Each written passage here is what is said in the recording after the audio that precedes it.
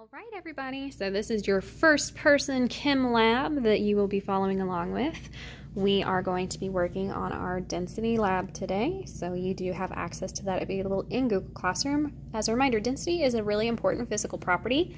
It's an example of an intensive physical property because it doesn't matter how much of the substance we have, it's something that's always going to be the same.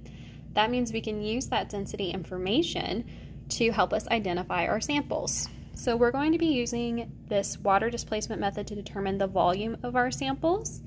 We will get an initial volume reading in our graduated cylinder, add our sample, and then find a final volume reading.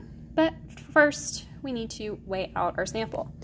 We're going to do this lab using two scales. This scale is set up to go out to the thousandths of a decimal place for grams. The scale is set up to only go to tenths, so we're also going to be looking at precision and accuracy and sig figs in this lab as well.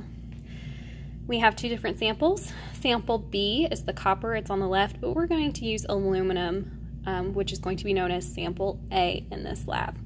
So if we look at our procedure, we are first to record the letter of your sample. So in your lab, please go ahead and record that we are using sample letter A. The next line of directions says to place a plastic cup on each scale and then hit the 0 or tare button. That button makes sure both scales read 0, which means only the mass of our sample will be recorded. We're going to weigh out approximately 3 grams. Since it says approximately, we do not have to have exactly 3 grams. So we have 3.424.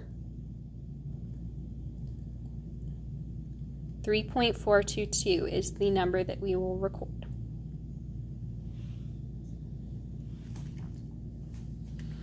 Now we're going to take our sample and switch it over to this cup instead.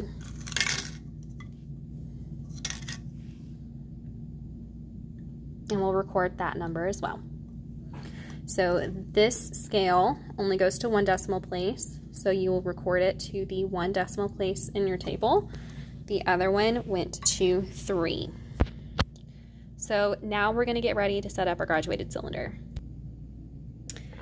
We have added approximately 5 milliliters of water, so now we need to record in our table for our initial volume. But since it was approximately 5 milliliters, we have to figure out what that actually is.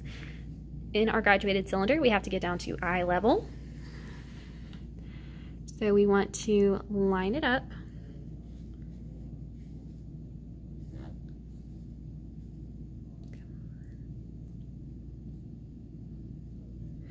Line it up so that we have about a straight line. This is a lot more difficult to do when I'm using my phone and balancing. So we're somewhere between 5.5 and 5.6. Remember, we can go 1 decimal place further than our last known mark. I would like you guys to read this on your own. You may pause the video, and we're going to measure from the bottom of the meniscus.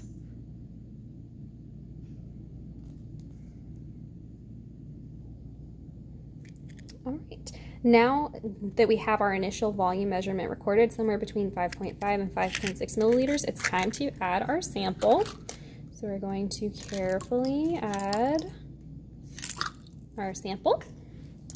Make sure that there's no air bubbles by gently tapping on the lab table.